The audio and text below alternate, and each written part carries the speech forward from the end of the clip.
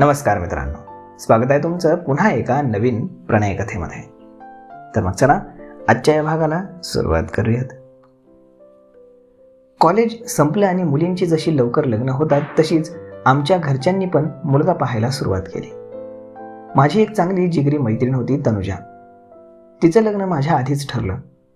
योगायोगानं मुलगा म्हणजे आमच्याच कॉलेजमधला हिरो तमिश, आमच्याच ग्रुपमधला, हुशार आणि खूपच देखणा. घरंदाज तिच्याच तोलामोलाचा होता. त्याचा सख्खा मोठा भाऊ पण 1 वर्षानं सिनियर असून सुद्धा आमच्या ग्रुपमध्येच उठ बस करणारा जतीन. तो मला खूप आवडायचा. पण नंतर त्याचं कॉलेज संपल्यावर तो MBA साठी US ला गेला.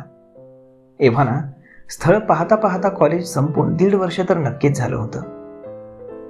तनुजा खूपच मोठ्या घरातली होती. वडिलांचा वडिलोपार्जित व्यवसाय, प्रचंड पैसा, दिमतीला गाड्या, नोकर चाकर, म्हणजे ते सुख तिला होतंच. तिचं लग्न ठरलं आणि तिनं मला आधीच 15 दिवस तिच्या घरी राहायला बोलावलं. त्यांच्यात लग्नाच्या आधी खूप कार्यक्रम असायचे, जसे की मेहंदी, डान्स, गेम्स, अंताक्षरी आणि बरंच काही. मी पण त्यामुळे तिकडे गेले. आमचा वेळ चांगला जात होता. पाहुणे आले होते. रोज काही ना काही कार्यक्रम चालूच होते. आता थोडं माझ्याविषयी सांगते. मी निशा. मी तशी आधीपासूनच सेन्सिटिव्ह आहे.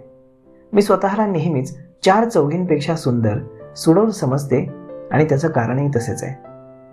5.5 फूट उंची, नाकी डोळी नीट, लोभस धनुष्याकृती ओठ, मध्यम बांधा, आकर्षक स्तन, उठावदार नितंब, स्टेप कट, परफेक्ट फिगर, हे सगळ्या मैत्रिणींना माहीत होतं. कॉलेजची मुलं तर माझ्यावरती लाईनच मारायची. कॉलेजला असताना खूप वेळा ट्रिप, गॅदरिंग, डान्सच्या स्पर्धा यामध्ये मी असायचेच. इतकी सेन्सिटिव्ह असूनही मी आजवर रोमांस काय, साधा किस सुद्धा केला नव्हता. बाकीच्या काही जणी तर फारच पुढे गेल्या होत्या. पण गेल्या काही महिन्यांपासून मला रोमांस, प्रणयकथा आणि चावट मैत्रिणीने दाखवलेल्या पॉर्न क्लिप पाहून चलबिचल व्हायची. स्मार्ट, चुणचुणीत, आकर्षक मुलांना पाहून मनात काही बाई यायचं. निकर ओल्या व्हायच्या. हल्ली 1-2 महिन्यांपासून तर सहन न झाल्यानं मास्टरपेशन पण करत होते, तनुजाच्या सांगण्यावरून. तनुजा त्यामध्ये एक्सपर्ट आणि बिनधास्त आहेच, कारण आम्ही तिच्या रूममध्ये गॉसिपिंग करत आमच्या मुलींच्या खास गप्पा गोष्टी करत बसायचो, तेव्हा तिचा माझ्यासमोर पण कित्येकदा निकरमध्ये हात जायचा आणि मग माझी पण खूप इच्छा व्हायची. आता ते वयच असं असतं म्हणा. मॅरेज हॉलमध्ये अचानक मुलांचा एकच गलका झाला म्हणून भानावर येऊन पाहते तर काय, एक मुलगा आला होता. एकदम उंच, जिमची बॉडी आणि गव्हाळ वर्णाचा. मी त्याला पाहताच ओळखलं की हा तर जतीन. त्याला पाहताच का कोणास ठाऊक मला काहीतरी झाल्यासारखं वाटलं. जुनी ओळख आणि काही प्रसंग आठवले. मी तनूला विचारलं, काय ग, हा कोण नक्की जतीनच आहे ना? हो, म्हणजे माझा दीर US ला MBA आर्किटेक्टसाठी गेला होता ना. कालच रात्रीच्या फ्लाईटनं आलाय आणि आपल्याला मेहंदी पण तोच काढणार आहे. तो आर्टिस्ट पण आहे.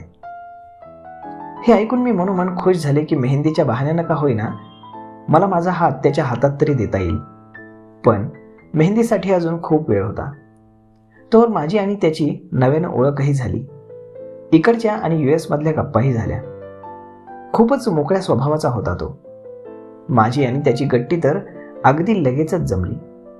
आम्ही एकमेकांची थट्टा मस्करी करू लागलो. एकमेकांसोबत बोलू लागलो. एक वेगळंच आकर्षण मला त्याच्याबद्दल वाटून माझ्या निकरमध्ये ओलावा होऊन अगदी मांडीपर्यंत पाझर आला. मनातल्या मनात मी लाजले आणि नकळत तनुजाला मिठी मारून तिच्या गालाची पप्पी घेतली. तनुजानं हे बरोबर ओळखलं की दाल में कुछ काला है. त्या दिवशी मेहंदीचा कार्यक्रम होता. तो सर्वांना मेहंदी काढत होता आणि मी त्याच्या जवळ बसून पाहत होते. खरोखरच त्याच्या हातामध्ये जादू होती. अप्रतिम मेहंदी तो काढत होता. सगळ्यांचं काढून झाल्यावर त्याने शेवटी माझा नंबर लावला. मला त्याच्या नजरेतून जाणवलं की तो सुद्धा मला लाईक करतो, कारण त्याची नजर माझ्या सर्वांगावरती काहीतरी शोधत फिरत होती. डोळ्यात मिश्किलपणा. कोणाचीही मेहंदी काढून झाली की मला विचारायचा की कशी काय, आवडली का, वगैरे वगैरे. मी माझा हात त्याच्या हातात दिला. त्याच्या हाताचा स्पर्श होताच मला कसंसं झालं. त्याच्या स्पर्शानं तर मी रोमांचित झाले. मला घाम फुटला. तो म्हणाला, इतका का घाम आलाय ग तुला? मी तर अजून काहीच केलं नाही. असं म्हणून तोही हसू लागला आणि मीही लाजून लाल झाले. पण सगळ्यांची मेहंदी काढताना नेमका माझ्या वेळी उशीर झाला. जेवणाची वेळ झाली आणि पानं घेतली होती म्हणून जेवणानंतर त्यानं माझी मेहंदी काढली. तेव्हा इतर मुलींची गर्दी कमी झाल्यानं आम्हाला जरा मोकळं ढाकळं बोलता आलं. मला बोलताना जाणवलं की तो माझ्याकडं खूपच आकर्षित झालाय. अर्थात मी तर झालेच होते. आम्ही मनोमन एकमेकांना आवडू लागलो होतो आणि आता ॲडल्ट जोक्स सुद्धा चालू झाले. कोणत्या मुलीला तिची तारीफ आवडणार नाही? अमेरिकेतल्या मुलींचं दिसणं, रस्त्यात जाहीर चुंबनं, त्यांचा शेप यावरही गप्पा सगळ्या झाल्या.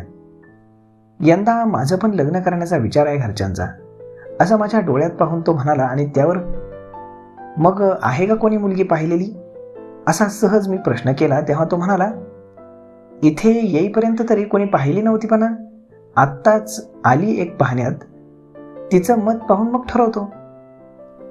मग त्याने मेहंदी काढली आणि आम्ही सगळे झोपी गेलो. सकाळी उठून पाहतं तर मेहंदी खूपच चांगली रंगली होती. मी त्याला खूप धन्यवाद दिले आणि म्हणाले, मला तुझी मेहंदी आवडली. मला पायावर पण मेहंदी काढशील का? हो काढेल ना, पण कुठे काढणार? कारण असं सगळ्यांसमोर कसं काढणार ना, तो म्हणाला. वर एक रूम रिकामी असते. तनुजाचं आवरून झालं की मग रात्री तू ये, आपण तिथेच काढू, मी म्हणाले आणि तो तयार झाला. माझ्या तर मनात एवढे लड्डू फुटत होते की तनुजाची मोठी जाऊ मी स्वतःला समजू लागले होते. तर मग मित्रांनो, आज त्याचसाठी रात्री परीक्षा द्यायची माझी तयारी चालू होती. तर मग मित्रांनो, आजचा हा भाग आपण इथेच थांबूयात. पण तुम्हाला आजचा हा भाग कसा वाटला हे तुम्ही आम्हाला नक्कीच सांगा. आणि जर आवडला असेल तर आपल्या जवळच्या मित्रमंडळींसोबत देखील हा व्हिडिओ तुम्ही शेअर करायला विसरू नका. धन्यवाद.